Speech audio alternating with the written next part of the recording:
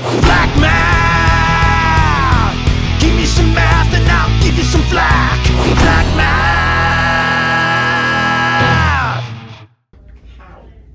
Okay, so this is not lesson 16, but this is a chance for a free problem set.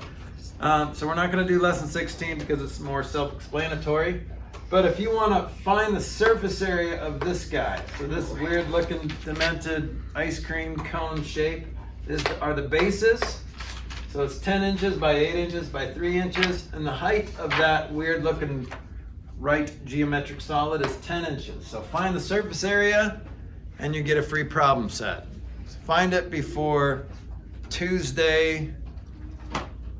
Yeah, I know. And the week. But you guys can do it right now. All right, so find it, and I'll give you a free problem set. High diameter.